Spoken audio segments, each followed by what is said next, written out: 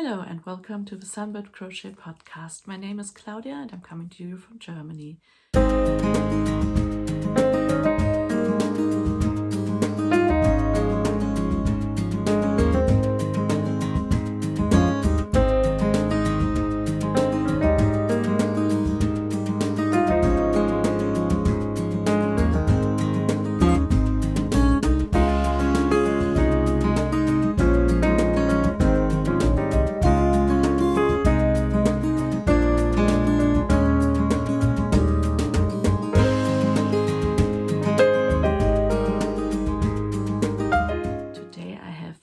Finished objects for you, one work in progress, some paper art, and I've been buying stuff.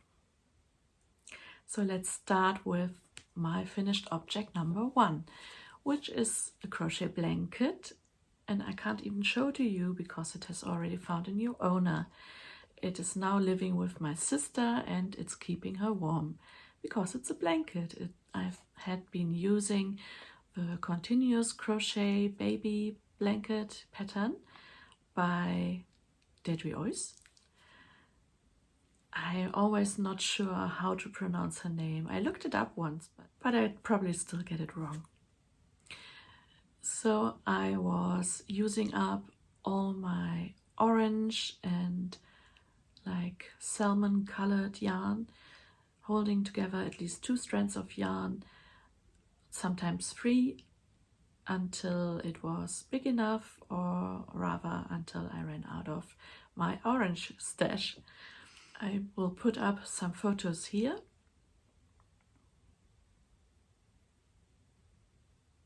So that was a very quick make and a great stash buster. My second finished object is a shawl. I have been using the Frost Shawl pattern by Heidesand from the Cozy Cottage Crochet.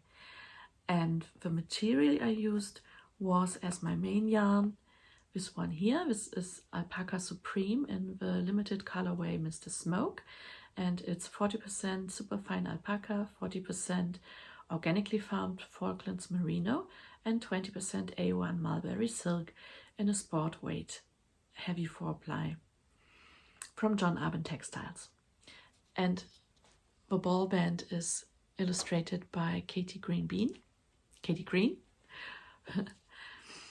So that was my first yarn, and as second I have been using 24 Advent minis, which I had wrapped 2 or 3 years ago to make a swap, like an Advent calendar yarn swap with a friend, but that never happened because of COVID, so I was still sitting on the box with 24 wrapped up more mini yarn minis, and I couldn't even remember what the colors were. But when I saw them while I was sorting out my study, by the way, this is where you will see me in future. I sorted out my study. I have now my podcasting corner. I hope you like it. So where was I? Advent minis, yes. So I unwrapped them all one by one, and then I put them all in a nice order. Back then I wasn't into the browns and grays and oranges, so these are rather all fall or autumn colors, which is quite convenient because today is the 2nd of September, so we are going into autumn mode now. Anyway, so I put them all into a nice, like a color gradient kind of, and I knotted them all together, made one huge yarn ball and held that together with the Alpaca Supreme using the Frost Shawl pattern loosely. And this is my second finished object.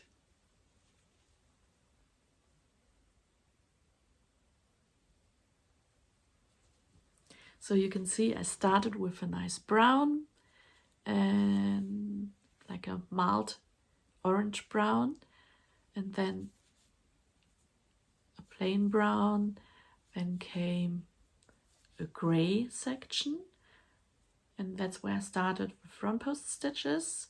when I stopped again when these colors came, when the orange, then the purple and a red one, then came petrol green, and at the end again gray. And I can style it like this, like a big XXL shawl, or when I'm working in my study, sitting at my desk, I can just wrap it around my shoulder if I'm cold, drinking my cup of tea. I'm delighted with this shawl. My two other finished projects are both patterns, or actually one pattern by Tina from Tina Hickel on Instagram. I will put her Instagram link up here. And she was showing us how to make mosaic crochet bags using the Alpaca Tears stitch. And my sister had been sorting out some jeans. She had sorted out one of her jeans with a zipper on each of her legs, and so she cut them out, and I thought I could reuse them for these little crochet bags. So this is my crochet bag following the tutorial by Tina.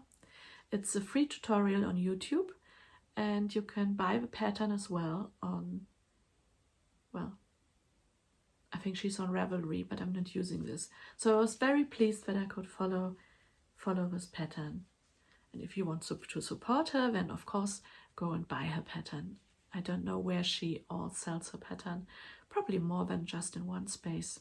So you start with using a huge, I don't know if you remember, I had this huge bent needle for working with leather, so I used that one to embroider a line of stitches around the zipper, which was the hardest part of the whole pattern. And then I crocheted into this line and worked my way around and started the Alpaca Tears or Alpaca Tears pattern, and then you finish it off with a slip stitch or a row of single crochets, but working from the inside so that you don't see the seam here. So this is my first attempt at this lovely pattern, and it's quite stretchy, and I still intend to make a lining inside. She says that she doesn't usually make a lining, but I would like to have one. I will make one and then I will sew it inside by hand. At the moment you can see the rather messy back of my stitching there. So after I had finished this one, I thought, you see this is like crinkling, and it's not my fault, it came like the zipper came like this. So I thought to myself, wouldn't it be nicer to have a brand new zipper to work into? So I made another one. And it's quite a huge zipper and therefore quite a huge bag. This took me quite a while, I can tell you, but it was fun. I used a lot of my cotton yarn. This is Catania, most of it is Catania from, I think it's Schachenmeier. So I was changing either one color or the other and got a little bit of a blend there. And then I again made a row of single crochet in the inside. And this one isn't like crumpled up or anything. And it's really beautiful. Also, I must say it's easier stitching through a brand new one than one which is already sewn into jeans fabric. So on the other side it's all stripes, because you obviously change the color each round. I'm considering using this as a kind of handbag, but I will have to add a handle of some kind. So this is my last work, finished project. Now, my work in progress at the moment, I'm just counting one, because I still have, well, I have more than one work in progress, but it's the only one I'm working or have made any progress in the last couple of days. So this is a new project. I had bought the pattern from Jaline for the Heritage Cal, which is still running, and I've started on my Heritage blanket. And this is my beginning. I'm using 2 colors at the moment. And she was using cotton yarn, but I'm using the acrylic. I'm trying to really go into my acrylic stash to get rid of it. So far, I have no problems whatsoever with this pattern. It's very well explained. She goes into every detail, and she has lots of video tutorials. And there's something new to me, the way you begin. You don't begin with chain sewn so many stitches. You begin with a kind of I-cord, and she links to a copyrighted new technique, and this is really worthwhile. It was so quick and easy, much quicker than chaining X number of stitches and then working into them backwards and then starting to work your pattern. This is so much faster and easier. So on the one side, and it's stretchy, much stretchier than just chaining. So this is my work in progress. I am now, the next row is row number 10 or 11. I wrote it down so that I don't get lost in between. It's a lot of fun, I can tell you. Then also let me give you a quick news beat before moving on to my artwork, paper artwork, and everything I bought. So I just wanted to tell you about the Moorit launch party, which is going to happen, don't let me lie, I think it's the 30th of September at 6:30 British summer time. But I will check again and I will put it right up here. And you have to register because obviously there are limited number of places, but it's free. It doesn't cost you a thing, and it's going to be a party with games and prizes, and the designers of the first issue will talk about their inspirations for their designs. I registered, so I will take part in this party and I can't wait. If you can, then grab one of the places for the launch party. Be there or be square. Now I would like to show you some of my paper artworks. It's debatable if it's art or not, but it's paper collage. So I was just going through old Gudrun Sjøden catalogs and Scottish Field magazines. I had been a subscriber back in 2013-14 and I still have a pile of these magazines, which I came across also whilst I was sorting out my studies. So those had to go, but not before I go through them and cut out all the bits I can still use. So without further ado, I will show you my first collage, which looks a bit funny. I'm just using different techniques. I'm cutting out the pictures, then I'm gluing them onto the paper, then I use acrylic paint for the background. Then once that has dried completely, I'm using a mix of pastel pencils and just lead pencils, normal pencils, and ink colors, ink pens. And as I found out right here, you see that it has bled into the picture. That's because I fixed it all with a layer of hairspray. Obviously not considering that one of the black inks was actually dissolvable by whatever is in hairspray, probably the alcohol. So this is my first attempt. And last night I have made another one.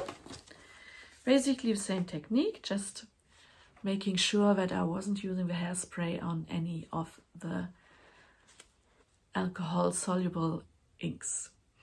And I also have a photo printer, like a little printer which prints with heat, thermo, photo paper. It's just tiny things for journals. But I took a photo of my great-grandmother and I printed her face on this thermal photo paper, cut it out, and it's that photo paper comes as stickers, really. So I was able to stick it onto my paper collage. And this is the result. It's quite a big one, this one.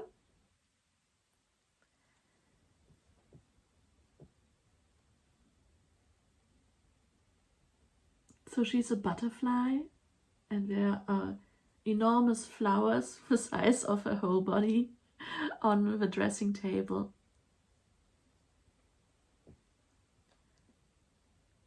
I might frame this with a nice brown or black frame, passepartout. Yeah, I think that came out quite well.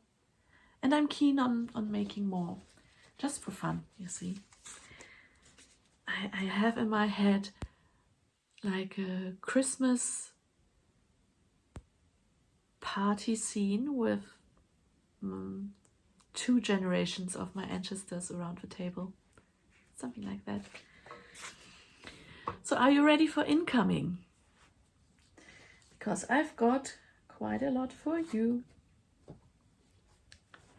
First of all, I have been traveling virtually around Etsy and I saw this one. This is a mug mat or mug rug. You can place it on your desk and put your mug on it so that your desk doesn't get stained. However, obviously the fabric would get stained. And this is a 2-sided one. This is for most of the year. But once a year, I will pop it around and then I have my Frida side.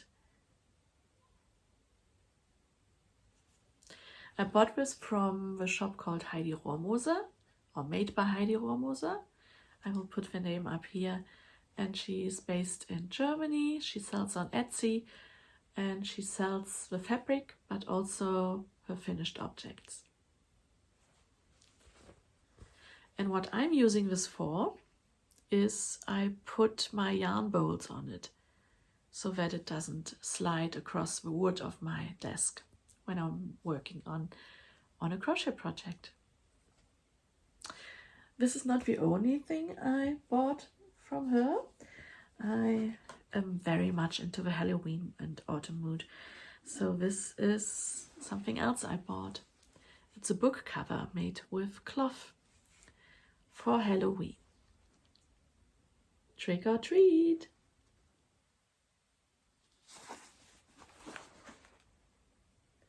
And what I hadn't considered was that not all books are the same size. So when you buy something like this, then you need to consider how big is your book. And I found a book which fits inside, but it's not the one I wanted to buy it for. But nevertheless, this will be like a prototype for something I will make myself. It has a bit of a wadding inside, a bit of lining, and in it here. I will just show you. There's a darker fabric here. I can't really see it. I'm not going to take it out. You know, two different types of fabric. This is the Halloween one for the one side. I'm loving it. And in case you're wondering what's inside, this is Agatha Christie stories in German. And what I found in this book as well is an old bookmark I made myself, which might be a nice idea for you as well. This is again a paper collage, so I'm running with a theme. I made a paper collage and laminated it. You see it's shiny, and then I cut it out, because as long as you keep a little bit of distance between the paper and the cut and where you cut, then it still keeps together. So this is Queen Elizabeth II with lots of corgis, a book about being British, a South African colored British taxi, and Mind the Gap. So I must have made this 20 years ago at least, but it was in this book and I really like it, so I'm going to use it again, and I'm probably going to make more bookmarks laminating them. She looks quite nice out of my book. The options are endless. Last but not least, I'm going to show you some fabric panels which I bought for making rug marks and such things, or book covers, we will see. So I bought these fabric panels from a shop based in Prague, and yeah, let me just show them to you. They are printed on cotton fabric and they are illustrations from old books. So this is the first one. A nude woman. A little girl reading a book. This would be good for a book cover, and then adding a border of, like a patchwork border around it.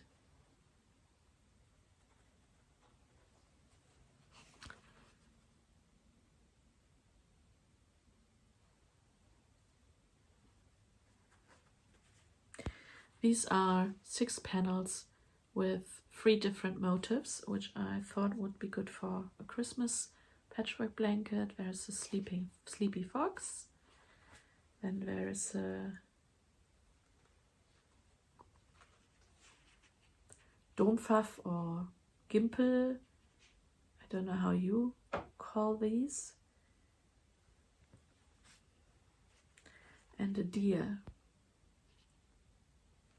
So these work fine together as a Christmas patchwork blanket. Then another botanical one.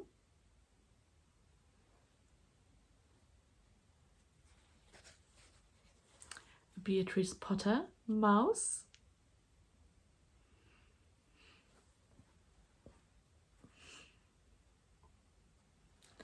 This I thought was lovely. Maybe as a cover for a cookbook. Obviously with more around.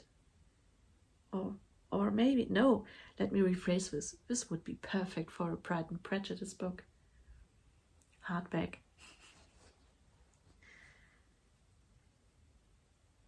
This is the fox and the hare.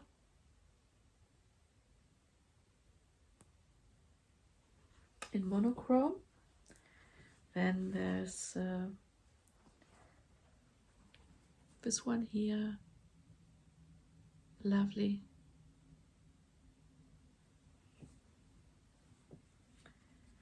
Another child, a girl with a cat.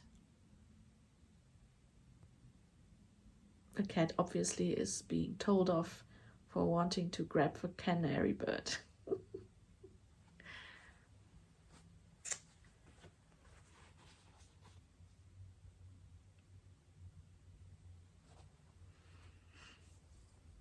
This is a big one.